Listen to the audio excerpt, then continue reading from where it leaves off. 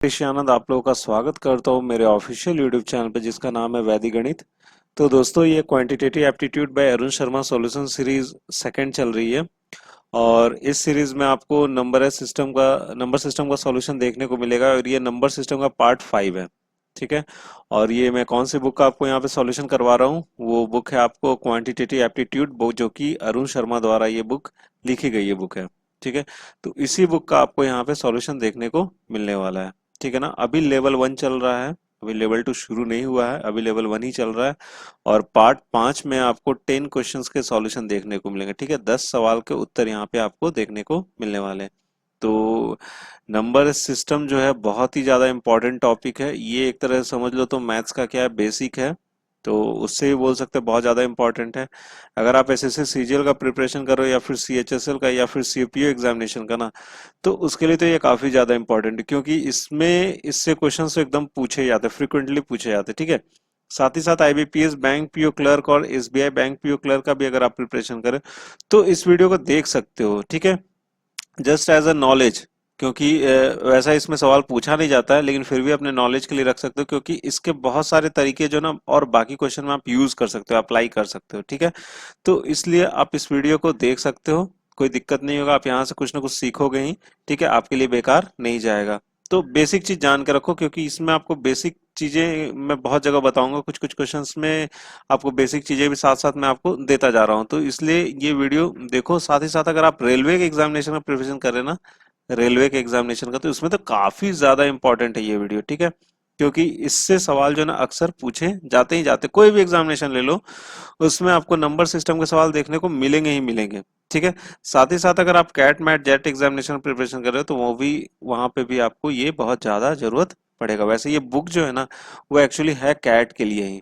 ठीक है। लेकिन आजकल जो आपको सवाल पूछे जा रहे हैं एसएससी में, जो सवाल जैसे पूछे जा रहे हैं वो बहुत ही ज्यादा सिमिलर है। कैट में जैसे क्वेश्चन दे रखे गए ना, उसी उससे बहुत ही ज्यादा सिमिलर। इसलिए मैं रिकमेंड कर रहा हूँ कि अगर आप एसएससी सीजीएल का प्रिपरेशन कर रहे हो ना, तो इस वीडियो को जरूर से जरूर देखो। और ऐसे क्वेश्चन का आप प्रैक्टिस करके जाओ एग्जामिनेशन में, तभी आप जाके वहां पे बना पाओगे। ठीक है। तो जैसा जहां पे जैसा जरूरत पड़ने वाला वहां पे मैं आपको ट्रिक भी बताऊंगा, और जहां पे मुझे लगता है कि नहीं बताने की कोई जरूरत नहीं है तो वहां पे भी मैं नहीं बताऊंगा। ठीक है। तो फ्रेंड्स, आपको इस वीडियो का पीडीएफ फॉर्मेट जो है ना, वो आपको नीचे डिस्क्रिप्शन बॉक्स में मिल जाएगा। आप वहां से भी डाउनलोड करके रख सकते हो। अगर आप पीडीएफ फॉर्मेट अगर डाउनलोड करके रखोगे तो हो सकता है कि फ्यूचर में आपको वो जरूरत पड़ जाए। ठीक है। बाकी आप इस वीडियो को भी तो डाउनलोड करके रख ही सकते हो आपको अपने फ्यूचर के लिए। ठीक है। तो और साथ ही साथ आप मेरा टेलीग्राम चैनल जो है उसका भी आपको लिंक नीचे डिस्क्रिप्शन बॉक्स में मिल जाएगा। ठीक है। टेलीग्राम चैनल का भी नीचे डिस्क्रिप्शन बॉक्स में लिंक मिल जाएगा। वहां से आप क्लिक करके आप जुड़ जाओ मेरे टेलीग्राम चैनल पे भी, क्योंकि आपको वहां से भी नोटिफिकेशन मिल जाया करेंगे। साथ ही साथ आपको पीडीएफ फॉर्मेट भी इस वीडियो का वहां पे भी आपको प्रोवाइड हो जाएगा, आप वहां से भी डाउनलोड कर सकते हो। ठीक है। बाकी अगर आप इस चैनल पे नए हैं, पहली बार इस वीडियो को देख रहे हैं, तो प्लीज यार अगर आपको पसंद आता तो सब्सक्राइब जरूर से जरूर करना, और अपने दोस्तों के साथ भी शेयर जरूर करना, और लाइक तो जरूर यार बनता है अगर आपको पसंद आ रहा है तो। ठीक है। साथ ही साथ अपना आप यार फीडबैक भी जरूर देना, कमेंट बॉक्स में कमेंट करके जरूर बताना कैसा बना है ये वीडियो और कैसा लगा आपको, कुछ समझ में आया कि नहीं आया। ये भी चीजें आप मुझे बताना। अगर आपको कोई अगर आप कुछ अलग चाहते हैं, कुछ इसमें इम्प्लीमेंटेशन चाहते हैं, तो वो भी आप मुझसे डिस्कस कर सकते हो। जैसा मुझे सही लगेगा मैं कोशिश करूंगा और भी इस वीडियो को इम्प्रूव करने का, मैं अपने चैनल को और भी इम्प्रूव करूंगा। आप मुझे बता सकते हो कमेंट बॉक्स में कमेंट करके। ठीक है। तो चलिए दोस्तों, लेट नहीं करते हैं, शुरू करते हैं। एक एक करके क्वेश्चन लेते हैं। जैसा कि मैंने आपको पहले ही बताया कि इस वीडियो में आपको 10 क्वेश्चंस के सॉल्यूशन देखने को मिलेंगे, और जहां पे जैसा जरूरत होगा मैं वैसा आपको कंसेप्ट भी बताता चलूंगा। ठीक है। तो चलिए दोस्तों, लेट नहीं करते और शुरू करते हैं।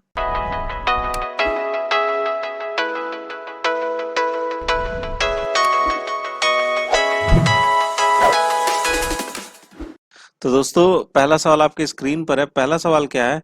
Find the remainder when the number 9 to the power 100 is divided by 8। ठीक है। देखिए, बहुत ही खूबसूरत सा सवाल है ये, और ये सवाल जो है ना काफी ज्यादा इंपॉर्टेंट है। अगर एग्जामिनेशन पॉइंट ऑफ व्यू से देखा जाए तो सारे एग्जाम में ये फ्रिक्वेंटली पूछे जाते हैं। एसएससी का एग्जाम हो गया, फिर रेलवे का एग्जाम हो गया, या कोई भी स्टेट लेवल का एग्जामिनेशन हो गया जहाँ पे क्वांटिटी एप्टीट्यूड आपको देखने को मिलता है, वहां पे ऐसे क्वेश्चन जो है ना एकदम फ्रिक्वेंटली पूछे जाते हैं, बिना रोक टोक के पूछे जाते हैं। ठीक है।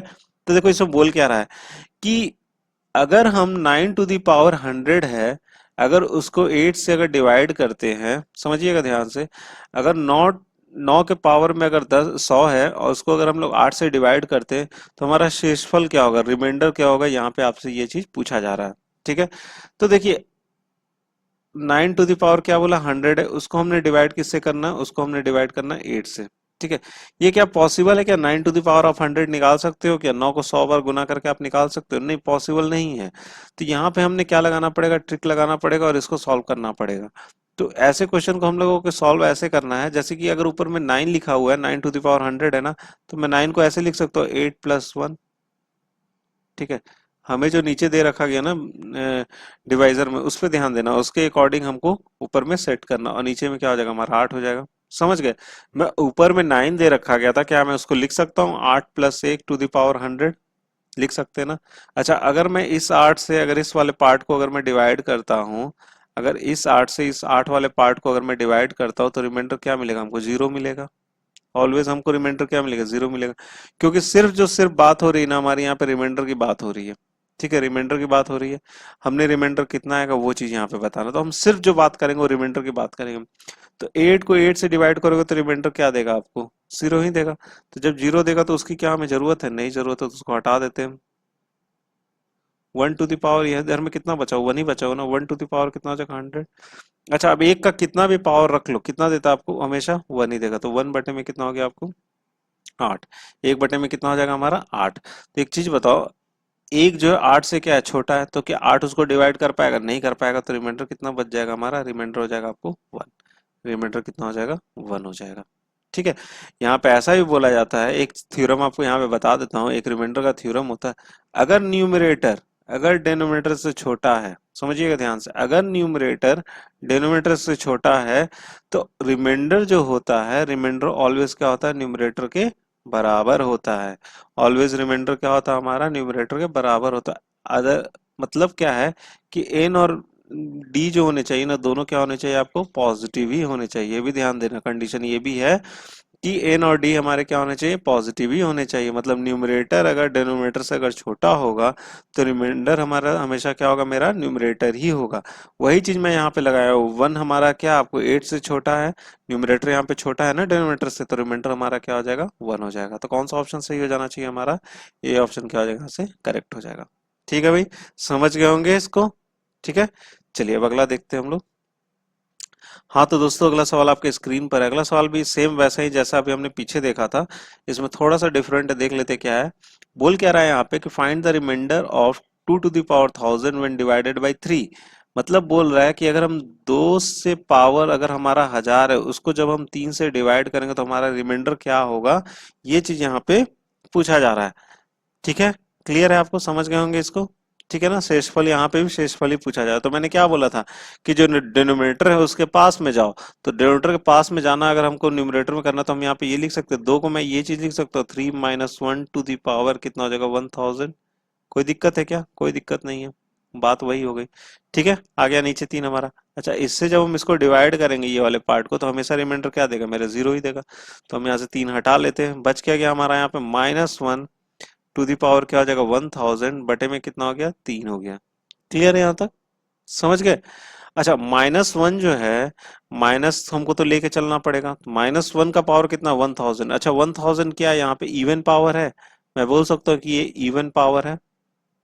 ये क्या आपको इवन पावर है। तो जब इवन पावर होता तो अगर माइनस में होता तो वो किस में आ जाता, आपको प्लस में आ जाता, तो +1 हो जाएगा बटे में 3 हो जाएगा। ठीक है, अभी भी वही बात है, न्यूमरेटर जो है यहाँ पर वो डिनोमिनेटर से क्या है, छोटा है। तो रिमाइंडर हमेशा कितने के बराबर होना चाहिए, न्यूमरेटर के बराबर होना चाहिए। न्यूमरेटर कितना है यहाँ पे आपको न्यूमरेटर है 1, तो इसका भी उत्तर हो जाएगा आपको 1। न्यूमरेटर कितना रिमाइंडर आएगा इसका, 1 आएगा। ठीक है, तो ए इज द करेक्ट ऑप्शन। ठीक है, चलिए अब आगे बढ़ते हैं, हम लोग अपना आगे देखते हैं। हाँ तो दोस्तों, अगला सवाल आपकी स्क्रीन पर है, देखिए काफी सिंपल सा सवाल, ये देख के भी आप जवाब बता सकते हो, इसको ऑप्शन के थ्रू ही करना है। देख लेते क्या है, बोल क्या रहा है, decompose the number 20 into 2 terms such that their product is the greatest. ठीक है। बोल क्या है कि 20 जो नंबर है उसको दो भाग में ऐसे तोड़ो कि जिनका प्रोडक्ट क्या होना चाहिए, सबसे ज्यादा होना चाहिए, जिनका प्रोडक्ट क्या होना चाहिए, सबसे ज्यादा होना चाहिए। तो आप देख पा रहे होगे चार ऑप्शन है यहाँ पे, और चारों ऑप्शन को ना आपको इस हिसाब से तोड़ा गया है कि सबको अगर जोड़ोगे तो कितना आएगा, आपको 20 ही आएगा, 20 आएगा। आ रहा है। यहाँ पर भी x1 is equal to x2 कितना आपको 10 है। यहाँ पर कितना है, x1 इज इक्वल टू 16 है, x2 इज इक्वल टू कितना 4 है, दोनों को जोड़ो तो 20 आएगा। यहाँ पे भी x1 5 है और x2 कितना 15 है, यहाँ पे x1 8 है, x2 कितना 12 है, सबको जोड़ोगे तो क्या आएगा, आपको 20 ही आएगा। लेकिन जब इन दोनों को गुना करोगे, 15 और 5 को जब गुना करोगे तो कितना आएगा, आपको 75 आएगा। 8 और 12 को जब गुना करोगे तो कितना आएगा, 96 आएगा। और यहीं पे 16 और 4 को गुना करोगे तो कितना आ जाएगा, 64 आ जाएगा। ठीक है। तो कोई ग्रेटेस्ट है, अब यहीं पर अगर 10 को गुना करोगे तो कितना आ जाएगा, 100 आ जाएगा। ठीक है। तो सबसे ग्रेटेस्ट कौन सा आ गया, आपको ए वाला आ गया। ठीक है। तो इसका उत्तर भी कौन सा हो जाएगा, ए हो जाएगा। मैंने बताया था ना, बहुत सिंपल सा सवाल है ये। चलिए देखते हैं, अगला सवाल देखते हैं। हाँ तो दोस्तों, अगला सवाल आपके स्क्रीन पर है। देखिए, ऐसा सवाल मैंने इसके पीछे जितने वीडियोस थे उसमें मिले हैं इस तरह के सवाल। चलिए फिर भी देख लेते हैं इस सवाल को। इसमें क्या बोल रहा है, find the number of zeros at the end of 50 factorial. यहाँ पर क्या बोल रहा है कि 50 फैक्टोरियल का जब हम लोग गुना करेंगे तो पूछा जा रहा है यहाँ पे कितने नंबर ऑफ जीरोस होंगे अंतिम में। मतलब अगर 50 फैक्टोरियल अगर बोला जा रहा है तो 50 फैक्टोरियल का मतलब आप समझते हैं। 50 फैक्टोरियल का मतलब क्या होता है, 50 फैक्टोरियल का मतलब क्या होता है, 50 इंटू 49 इंटू 48। अगर आप नहीं जानते तो समझ जाइए, इंटू 47, ऐसे ही घटते क्रम में होगा और ये कहाँ तक चला जाएगा, आपको 3 इंटू 2 इंटू 1। ठीक है। अब इन सबको गुना करोगे, गुना करने के बाद आपको बताना है कि अंतिम में, एंड में, अंतिम में कितने सारे जीरोस होंगे, ये चीज आपको यहाँ पे बताना है। तो क्या ये चीज पॉसिबल है कि आप सबको गुना करके गिनोगे कितना जीरोस होंगे, तो इसको भी हम लोगों को ट्रिक से ही बनाना पड़ेगा। ठीक है। इससे पहले जो वीडियोस है उस वहां पे मैंने बताया क्यों मैं ये ट्रिक लगाता हूँ। ठीक है। अगर आपने नहीं देखा है तो शायद दूसरे वाले जो पार्ट है उसमें आपको इस तरह के क्वेश्चन देखने को मिले, वहां पे मैंने अच्छे से बताया है, इसको अच्छे से इलेबोरेट किया, तो आप वहां पे जाके देख सकते हो अगर आपने नहीं देखा तो। अदरवाइज मैं आपको यहाँ पे ट्रिक बताता हूँ। क्या होता है ट्रिक, ट्रिक यही होता है कि जैसे जो भी नंबर दे रखा गया उसको कितने से डिवाइड करो, आप 5 से डिवाइड करो। 5 से जब डिवाइड करो तो कितना बचेगा, यहाँ पे 10 होगा। 10 से डिवाइड, अब जो आया फिर से उसको 5 से डिवाइड करो, तो 5 से डिवाइड किया कितना, 2। अब 2 क्या 5 से डिवाइड होगा, नहीं होगा। अब जो भी आया इन दोनों क्या कर दो, जोड़ दो। जोड़ने के बाद कितना आता है आपको, 12। और जो भी आया उतने नंबर ऑफ जीरोस क्या होंगे, आपको अंतिम में होंगे। तो डी ऑप्शन क्या हो जाएगा, यहाँ से करेक्ट हो जाएगा। ठीक है दोस्तों, तो D option is the correct answer. ठीक है। चलिए अब आगे अगला सवाल देखते हैं। हाँ तो फ्रेंड्स, अगला सवाल आपके स्क्रीन पर है। अगला सवाल क्या है, which of the following can be A number divisible by 24। ठीक है। इसमें से बोल क्या रहा है कि इसमें से कौन सा जो नंबर है वो 24 से क्या है, डिविजिबल है। तो यहाँ पर देखो चार ऑप्शन दे रखे गए, तीन में आपको नंबर दे रखा गया और डी जो है हमारा क्या, ऑल ऑफ दीज है। अगर तीनों सही है तो हमारा डी ऑप्शन सही हो जाएगा, नहीं तो इन तीनों में से कोई एक सही होगा। ठीक है। तो देखो समझो सवाल को कि इन तीनों जो ऑप्शन में जो नंबर दे रखे गए इसमें से कौन सा 24 से क्या डिविजिबल है। तो देखिए, अलग अलग तरीके के लोगों के दिमाग होते हैं। ठीक है। कुछ क्या करने लगेंगे, अगर ये सवाल आएगा तो वो क्या करने लगेंगे, वो सबको 24 से डिवाइड करना शुरू कर देंगे। वो सबको क्या करेंगे, 24 से डिवाइड करना शुरू करेंगे। तो क्या आप देख सकते हो, अगर मैं तीनों ऑप्शन को चेक करूंगा 24 से डिवाइड करने के लिए तो मेरा कितना समय जाएगा। और एक एक सेकंड जो होता है ना एग्जामिनेशन हॉल में, बहुत ही ज्यादा कीमती होता है।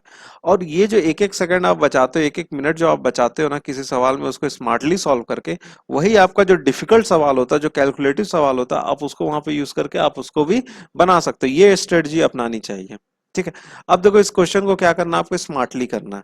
अब आप स्मार्टली कैसे कर सकते हो, आप स्मार्टली ऐसे कर सकते हो। देखो यहाँ पर कितने से बोल रहा है कि डिविजिबल बाई 24, डिविजिबल बाई क्या बोल रहा है आपको, 24। अगर मैं 24 को प्राइम फैक्टर में तोड़ता हूँ, 24 को क्या करता हूँ, प्राइम फैक्टर में तोड़ता हूँ, तो इसको मैं ऐसे लिख सकता हूँ 8 इंटू 3। ठीक है। अभी भी देखो ये प्राइम फैक्टर में नहीं टूटा। अगर प्राइम फैक्टर में अगर तोड़ने की बात होती है तो प्राइम फैक्टर में ऐसे लिख सकता हूँ 2 टू द पावर 3 इंटू 3 लिख सकता हूँ ना। फिर ये आपको इसको ऐसे लिख सकते हो आप। ठीक है। तो जो भी यहाँ पे आपको नंबर दे रखा गया उसको क्या बोला जा रहा है कि आपको 24 से डिवाइड करना, मतलब किसने किसने डिवाइड करना, हमको 8 से भी डिवाइड हो जाए और 3 से भी डिवाइड हो जाए। तो अगर आप डिविजिबिलिटी वाला रूल अगर जानते हो, जी जो नंबर 3 से डिवाइड हो जाए, जो 8 से डिवाइड हो जाए, तो ऑब्वियस सा बात है कि वो नंबर किससे भी डिवाइड हो सकता है, आपको 24 से भी डिवाइड हो सकता है। क्लियर है? तो हमको वही चीज यहाँ पे यूज करना। अब जो बच्चा स्मार्टली इस चीज को यूज करेगा वही इसको आसानी से तुरंत बना पाएगा। ठीक है, अब देखो बोल क्या रहा है कि जो नंबर 8 से भी डिवाइड हो जाएगा, जो नंबर 3 से भी डिवाइड हो जाएगा, वही नंबर क्या हो जाएगा आपको 24 से भी डिवाइड हो जाएगा। तो हमने यही चीज चेक करना है। तो सबसे पहले हम वहां जाते हैं कि 8 से डिविजिबल है कि नहीं है। 3 से नहीं करेंगे अभी हम लोग, कितने से करेंगे? 8 से करेंगे। 8 से इसलिए कर रहे हैं जिससे हमें आसानी होगी इनमें से, इन तीनों ऑप्शन में से छांटने में कि कौन सा ऑप्शन हमारा सही हो सकता है, कौन सा दो हमारा गलत होगा। ठीक है, तो देखिए सबसे पहले 8 से डिविजिबिलिटी में आपको बताता हूं। अगर अंतिम के 3 अक्षर, अंतिम के 3 अंक, सॉरी अक्षर नहीं, अंतिम के 3 अंक अगर 8 से डिवाइड हो सकते हैं तो इसका मतलब पूरा नंबर जो होगा ना वो आपको 8 से क्या हो जाएगा? डिवाइड हो जाएगा। वही चीज चेक करना हमने। ठीक है, तो अंतिम के यहाँ पे 3 अंक कौन कौन से हैं? 604 है। तो 604 को 8 से जब आप डिवाइड करोगे तो 604 है, इसको मैं 8 से डिवाइड करता हूँ, क्या ये 8 से डिवाइड हो जाएगा? 8 7 जा कितना? 56। और यहाँ कितना बचेगा? 44। 8 5 40 होगा, मतलब अभी भी रिमाइंडर कितना बच जा रहा है हमारा? 4 बच जा रहा है। इसका मतलब ये सही उत्तर नहीं है, 8 ही से नहीं डिवाइड हो जा रहा। ठीक है, चलिए अब आ जाते हैं यहाँ पे। यहाँ पर भी 3 अंक को चेक करते हैं, 224 84 को। 284 को जब मैंने 8 से डिवाइड करने की कोशिश करी तो कितना होगा? 8 3 24 हो जाएगा, फिर से कितना बचेगा? 44। तो यहाँ पर कितना फिर से रिमाइंडर बचेगा? 4 आ जाएगा रिमाइंडर। 4 हमारा फिर से क्या आ जाएगा? रिमाइंडर। तो इसका मतलब ऑब्वियस सा बात है ये हमारा क्या है? 8 से डिविजिबल नहीं है। अब आ जाते हैं 480। 480 आपको देख के ही लग रहा होगा ये 8 से डिविजिबल है। 8 6 48 और 6 जीरो कट जाएगा, रिमाइंडर क्या दे देगा? 0 दे देगा। अब मैंने 8 से, तो 8 से जब मैंने चेक किया तो ये क्या हो गया? हमारा पास हो गया। ये हमारा क्या हो गया? पास हो गया। तो अब हमको क्या चेक करना है? 3 से चेक करना। अब 3 से डिविजिबिलिटी के लिए कैसे चेक करोगे? 3 से डिविजिबिलिटी के लिए क्या बोलते हैं कि अगर किसी नंबर को अगर हमको चेक करना है कि वो 3 से डिविजिबल है कि नहीं है, तो उसमें जितने भी अंक है ना, जितने भी अंक है सबको आपस में क्या कर दो? जोड़ दो। और जोड़ने के बाद जो रिजल्ट आता है, जोड़ने के बाद जो रिजल्ट आता है, ध्यान से सुनिएगा, जोड़ने के बाद जो रिजल्ट आता है अगर वो 3 से अगर डिवाइड हो जाता है तो पूरा अंक जो है ना वो 3 से क्या हो सकता है? डिविजिबल हो सकता है।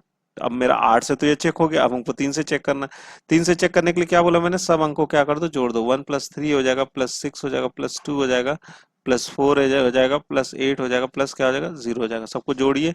जोड़िए तो कितना? 8 4 12, 12 2 14, 14 6 कितना हो जाएगा? 20, 20 3 23 और एक 24। 24 क्या 3 से डिविजिबल है? हाँ एकदम है। तो इसका मतलब ये अंक जो है ना वो भी 3 से क्या हो जाएगा? आपका डिविजिबल हो जाएगा। तो देखिए ये 8 से भी डिविजिबल है, 3 से भी डिविजिबल, इसका मतलब क्या है कि ये 24 से भी क्या हो जाएगा? हमारा ये अंक डिविजिबल हो जाएगा। तो इसका सी ऑप्शन क्या हो जाएगा? यहाँ से करेक्ट हो जाएगा। ठीक है, अब 24 से सबको आप अगर डिवाइड करने चलते तो क्या इतनी आसानी से बना पाते? नहीं बना पाते। ठीक है, तो किसी भी क्वेश्चन को क्या करना है? इस तरह से स्मार्टली सॉल्व करना और आपको आगे बढ़ जाना है। ठीक है, चलिए आगे बढ़ते हैं, अगला सवाल देखते हैं। हाँ तो दोस्तों अगला सवाल आपकी स्क्रीन पर है। अगला सवाल क्या? For a number to be divisible by 88 it should be divide, it should be, चार ऑप्शन यहाँ पे दे रखे गए। तीन ऑप्शन अगर आपके सही होंगे तो लास्ट वाला भी ऑप्शन क्या हो जाएगा? आपका सही होगा। तो लास्ट ही वाला ऑप्शन में आपको टिक लगाना होगा अगर आगे के तीन आपको सही होंगे तो।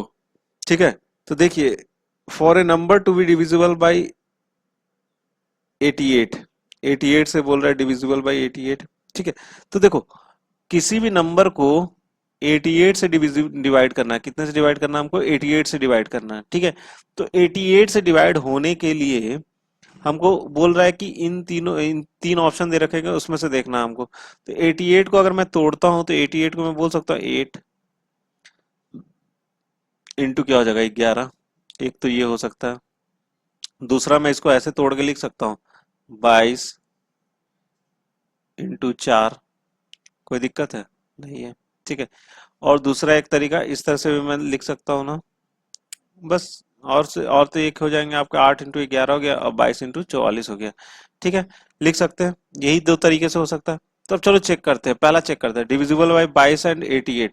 तो 22 तो आ ही रहा हमारा, 22 एंड 8 बोल रहे हैं ना, तो 22 तो हमारा आ ही रहा जो डिविजिबल बाई 22 हो जाए और क्या हो जाए आपको 8 से भी हो जाए। तो इसका तो पहला भी क्या हमारा सही जवाब है। ठीक है, दूसरा चेक करते हैं डिविजिबल बाई 11 एंड 8। तो देखो वो तो है ही हमारा ऑप्शन में, एक 11 है और यहाँ पे क्या आपको 8, मतलब ये भी हमारा ऑप्शन क्या है? सही है। ठीक है, divisible by 11 and thrice by 2। Thrice by 2 बोल रहा है, समझिएगा बात। थ्राइस बाई टू, जो कि 11 से भी डिवाइड हो जाए, thrice by two, thrice by two मतलब क्या, 3 बार 2 से। तो देखो ये मैं 8 को 3 बार 2 से कर सकता हूँ, 2 इंटू क्या हो जाएगा, 2। ठीक है, 2 इंटू 2 हो जाएगा, थ्राइस बाई 2 हो गया। तो इसका मतलब ये भी क्या है, हमारा सही उत्तर है, ये भी हमारा क्या है, सही उत्तर है। तो इसका मतलब क्या है कि तीनों ऑप्शन मेरे क्या है, सही है। तो डी ऑप्शन क्या हो जाएगा, यहाँ से करेक्ट हो जाएगा, ऑल ऑफ दीज। ठीक है, सारे ऑप्शन मेरे क्या है, करेक्ट है। ठीक है फ्रेंड्स, चलिए अगला सवाल देखते हैं। हाँ तो दोस्तों, अगला सवाल आपके स्क्रीन पर है। अगला सवाल क्या है, find the number of divisors of 10,800। तो नंबर ऑफ डिवाइजर निकालना मतलब नंबर ऑफ फैक्टर्स निकालने हैं। ठीक है, तो मैंने आपको जैसा बताया है, इसमें करना क्या होता है कि जो भी आपके पास नंबर दे रखा गया, 10,800 दे रखा गया, इसको प्राइम फैक्टर से तोड़ लीजिए। तो इसको प्राइम फैक्टर में चलिए तोड़ते हैं। तो इसको मैं ऐसे लिख सकता हूँ, ऐसे लिख लेता हूँ इसको। इसको मैं लिख सकता हूँ 108 इंटू 100। कोई दिक्कत है क्या, नहीं दिक्कत है, चलिए आगे देखते हैं। इसको मैं लिख सकता हूँ 3 इंटू 36 इंटू क्या लिख सकता हूँ, 25 चौक 100। ठीक है, प्राइम फैक्टर्स में बस तोड़ते जाना है और कुछ नहीं करना है। ये हो जाएगा आपको 3 इंटू, ये क्या हो जाएगा, 36 का मैं लिख सकता हूँ 9 चौक 36। तो यहाँ पे लिख सकता हूँ 3 का स्क्वायर इंटू 2 का स्क्वायर। ठीक है, यहाँ पर क्या हो जाएगा, 5 का स्क्वायर, और यहाँ पर क्या हो जाएगा, 2 का स्क्वायर हो जाएगा। ठीक है, सबको चलो अब लिख लेते हैं। 2 टू दी पावर कौन कौन सा, 2 और 2 4, कितना हो जाएगा, 4 हो जाएगा ना। अब इसके बाद आती है बारी किसकी, 3 की आती है। 3 का स्क्वायर और 1 है, यहाँ पर कितना हो जाएगा, 3 हो जाएगा, इंटू क्या हो जाएगा, 5 का स्क्वायर हो जाएगा। क्लियर है, सारा चीज आ गया हमारे पास।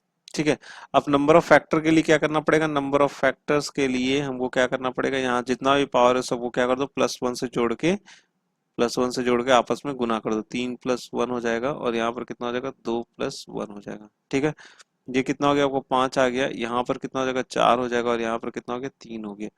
5 चौक 20 तिया 60, कितना हो जाएगा, 60। तो 60 is the answer, and 60 number of factors होंगे 10,800 के। तो बी ऑप्शन क्या हो जाएगा, यहाँ से करेक्ट हो जाएगा। ठीक है फ्रेंड्स, चलिए अब अगला सवाल देखते हैं। हाँ तो दोस्तों, अगला सवाल आपके स्क्रीन पर, यहाँ पर क्या बोल रहा है कि find the GCD of the polynomials x+3 का whole square into x-2 into x+1 का होल स्क्वायर एंड x+3 का क्यूब x+3 इंटू x+4।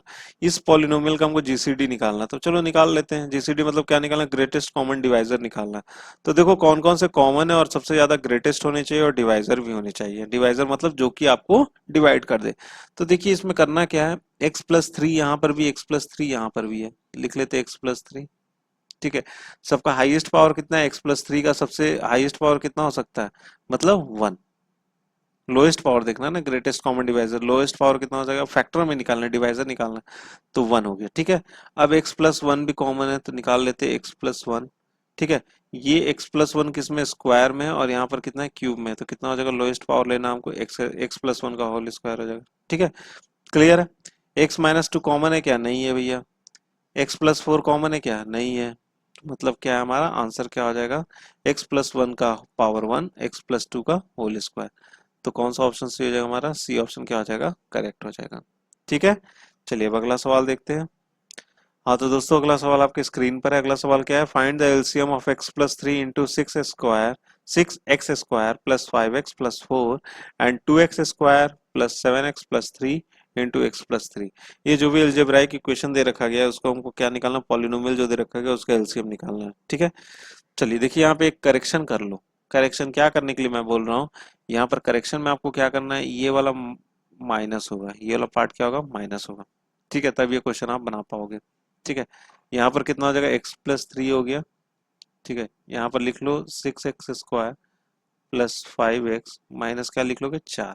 ठीक है, आगे बढ़ते हैं। यहाँ पर कितना है, x+3, और क्या लिख लोगे यहाँ पे, 2x square plus 7x plus 3। ठीक है, करेक्शन कर लिया हमने एक। अच्छा, इसका एलसीएम निकालना, तो सबको क्या करना पड़ेगा, पहले फैक्टर्स में तोड़ देने होंगे। तो ये क्या लिख सकते हैं, x+3 लिख सकते हैं। ठीक है, इसको कितना लिख सकते हो, 6x स्क्वायर प्लस में क्या लिख सकते हैं हम लोग, इसको 5 आना चाहिए, 5x होना चाहिए, और 24 होना चाहिए। तो कितना लिख सकते हैं हम लोग, इसको ऐसे लिख सकते हैं 8x माइनस 3x माइनस 4, और यहाँ पे क्या लिख लिया हम लोग ने, प्लस कर दिया। ठीक है, यहाँ पे भी लिख लेते हैं x+3, इसको भी चलिए साथ साथ तोड़ते चलते हैं। ये कितना, 3 2 6 है, इसको ऐसे लिख सकते हैं 2x स्क्वायर प्लस 6x+x+3। ठीक है, तोड़ लिया उसको भी, ये हो जाएगा x+3। और इसको चलो तोड़ लेते हैं, इसको तोड़ेंगे तो कितना आ जाएगा आपका, इसका आ जाएगा आपको 2x करके देखना, 2x-1 हो जाएगा। और कितना हो जाएगा आपका यहाँ से 3x+4, 3x प्लस क्या आ जाएगा 4 आ जाएगा। ठीक है, यहाँ पर x+3 हो जाएगा। और कितना आ जाएगा आपका, इसको तोड़ लेते हैं, तो इसको तोड़ेंगे तो कितना आ जाएगा आपका यहाँ से 2x+1, 2x+1 और क्या हो जाएगा आपको इंटू x+3 हो जाएगा, इंटू क्या हो जाएगा x+3 हो जाएगा। इसको और अच्छे से अगर लिखा जाए तो ऐसे लिख सकता हूँ मैं, x+3 का होल स्क्वायर और क्या लिख सकते हैं 2x+1। कोई दिक्कत है? कोई दिक्कत नहीं। अब इसका एलसीएम निकालना है, तो एलसीएम में देख लेते हैं कौन कौन से अंक है यहाँ पर। यहाँ पर आपको एक तो मिल जाएगा आपको x+3, दूसरा कौन सा मिल जाएगा आपको 2x-1, यहाँ पे लिख लेंगे 2x-1। और कौन सा निकल जाएगा 3x+4, 3x+4। ठीक है, और एक मिल जाएगा आपको 2x+1। ठीक है, मिल गया, बस इतना ही अंक है, और कोई अंक नहीं यहाँ पे। अब देखो सबसे हाईएस्ट पावर क्या क्या है, x+3 का हाईएस्ट पावर कितना स्क्वायर है, और 2x-1 का भी 1 ही है, 3x+4 का भी 1 ही है, 2x+1 का भी 1 ही है। बस आगे मेरा एलसीएम निकल गया। यहाँ पे लिख सकते हैं इसको x+3 का होल स्क्वायर और इन दोनों को गुना कर लेंगे तो कितना लिख लेंगे 4x² - 1 और कितना हो जाएगा 3x+4। क्लियर है? आ गया। अब देख लेते कौन सा ऑप्शन सही है इसमें से। तो ये ऑप्शन से कौन सा ऑप्शन मैच कर रहा है हमारा, मैच कर रहा है बी वाला ऑप्शन, क्या हो रहा है हमारा मैच कर रहा है। तो बी ऑप्शन क्या हो जाएगा यहाँ से करेक्ट हो जाएगा। ठीक है, यहाँ पे इस क्वेश्चन में करेक्शन कर लीजिएगा, जैसे मैंने आपको पहले ही बताया करेक्शन यही है कि यहाँ पर कितना होगा आपको माइनस होगा। ठीक है, इस बात का ध्यान दीजिएगा, यहाँ पे माइनस कीजिएगा तभी ये क्वेश्चन बन पाएगा, अदरवाइज ये क्वेश्चन नहीं बन पाएगा। ठीक है, चलिए अब अगला सवाल देखते हैं। हाँ तो दोस्तों अगला सवाल आपकी स्क्रीन पर है। अगला सवाल क्या है, the product of 3 consecutive natural numbers the first of which is an even number is always divisible by. देखिए इस सवाल में क्या बोल रहा है ना कि product of 3 consecutive natural number, ठीक है 3 कंसेक्यूटिव नेचुरल नंबर है उनका product, the product of 3 consecutive natural number the first of which is even, जिसमें पहला जो है ना हमेशा क्या होना चाहिए इवन ही होना चाहिए, जिसमें हमेशा पहला वाला क्या होगा इवन ही होगा, इज ऑलवेज डिविजिबल बाय कौन कौन से अंक से वो क्या हो जाएगा डिविजिबल होगा, ये चीज हमें यहाँ पे बताना है। तो अगर मैं बोलूं कि इस केस में क्या होगा, अगर हम एग्जांपल लेके चलते, एक छोटा सा एग्जांपल लेके चलते, अगर मैं बोलता हूँ कि हमारे पास 3 कंसेक्यूटिव नेचुरल नंबर है जिसमें बोल के आ रहा है कि पहला जो अंक होना चाहिए वो क्या होना चाहिए इवन होना चाहिए। अगर मैं लेके चलता हूँ तो बोलता हूँ 2 है, फिर उसके बाद क्या 3 है, फिर उसके बाद क्या आपको 4 है। ठीक है, 2 है, 3 है और 4 है। अब क्या बोल रहा है कि सबको अगर हम गुना कर देते, सबको क्या कर देते अगर प्रोडक्ट कर देते, तो एक चीज यहाँ पे ध्यान देना, 2 कितनी बार आ रहा है यहाँ पे, 2 कितनी बार आ रहा है, मैंने एकदम मतलब मिनिमम नंबर से स्टार्ट किया, 2 कितनी बार आ रहा है आप ध्यान से देखोगे, 2 तो एक बार यहाँ पर एक बार है और यहाँ पर कितना है 2 बार है, मतलब 2 टू द पावर क्या होगा क्यूब होगा हमेशा, 2 टू द पावर क्यूब होगा हमेशा। और एक बार क्या होगा, कम से कम एक बार क्या होगा आपको 3 आएगा, मतलब कम से कम एक बार क्या आएगा आपको 3 आएगा, मतलब 3 टू द पावर 1 आएगा। ठीक है, अगर हम आगे बढ़ते हैं, अगर आप आगे देखना चाहते हो तो यहाँ पर कितना लिख सकते हो 6 मैंने लिख लिया, मान लो दूसरा अगर एग्जांपल लेता हूँ 6 हो गया, 7 हो गया, फिर उसके बाद क्या हो गया 8 हो गया। इन सबको अगर मैं गुना करता हूँ तो यहाँ पे भी ध्यान देने वाली बात क्या है, यहाँ पर आपको कौन कौन सा मिल रहा है, एक तो 2 मिल ही रहा है, ऊपर से कौन सा मिल रहा है आपको 3 भी मिल रहा है, मतलब 3 एक बार आएगा ही आएगा, ऊपर से आपको और कौन कौन सा मिल रहा है 2 का क्यूब मिल रहा है, मतलब कम से कम आपको 2 का क्यूब मिलना ही मिलना है। ठीक है, चाहे आप कोई भी नंबर लो एग्जांपल में तो कोई भी में आएगा।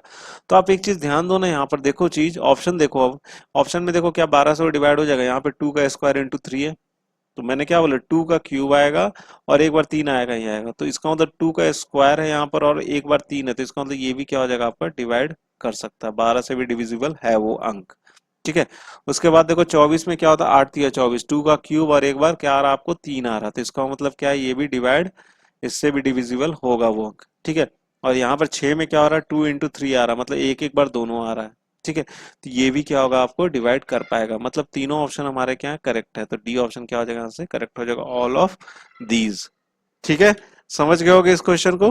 ठीक है ना, तो दोस्तों मैं आशा करता हूँ कि आपको ये वीडियो पसंद आया होगा, जितने भी मैंने इसमें आपको सवाल बताए सारे क्वेश्चन आपके दिमाग में एकदम घुस गए होंगे, अच्छे से घुस गए होंगे। ठीक है, अगर नहीं घुसा है तो एक बार फिर से रिवाइंड करके देखो, ठीक है फिर से रिवाइंड करके देखो, क्योंकि ये सारे क्वेश्चन जो है ना सारे इंपॉर्टेंट है, ऐसे क्वेश्चन जो है ना अक्सर पूछे जाते हैं, ठीक है ना।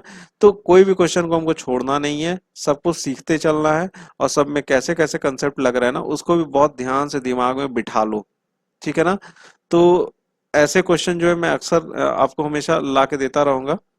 इसके बाद जो भी 50 के बाद जो भी क्वेश्चन होंगे वो आपको नेक्स्ट वीडियो में देखने को मिलेंगे। और फ्रेंड्स आप जरूर मुझे बताना कमेंट बॉक्स में कमेंट करके कि ये वीडियो आपको कैसा लगा, ठीक है। अगर पसंद आता तो यार लाइक कर देना, और अगर आप इस चैनल पे नए थे तो प्लीज यार सब्सक्राइब भी कर देना, और अपने दोस्तों के साथ भी शेयर जरूर कर देना, ठीक है ना। भला करोगे तो खुद का ही भला होगा, ठीक है। तो सबके साथ शेयर करो और सबको बोलो सब्सक्राइब करने के लिए, ठीक है। तो कमेंट बॉक्स में कमेंट करना मत भूलना, और टेलीग्राम चैनल से यार जुड़ जाओ, वहां पे भी आपको नोटिफिकेशन मिल जाएगा। और एक भी बात मैं बताना चाहता हूँ कि अगर आप टेलीग्राम चैनल पे अगर जुड़ते हो तो मैं वहां पर सोच रहा हूँ कि कुछ क्वेश्चंस मैं प्रोवाइड करूंगा आपको, सिंगल ही क्वेश्चन करूंगा हर दिन एक प्रोवाइड, और जो क्वेश्चन बहुत ही अलग होगा विद सॉल्यूशन वहां पे आपको भेजा करूंगा, ठीक है, जिससे आपके पास एक क्वेश्चन का कलेक्शन भी होता रहेगा, ठीक है ना। तो टेलीग्राम चैनल से इसलिए मैं आपको इतना फोर्स कर रहा हूँ कि जुड़ जाओ मेरे साथ, और वहां पर आपको नए नए क्वेश्चन और उनके सॉल्यूशन भी देखने को मिलेंगे, ठीक है। हाथ से लिख के वहां पे डाल दिया करूंगा मैं, ठीक है। चलिए, तो एट लास्ट दोस्तों, thank you so much for watching my video, and best of luck for your future.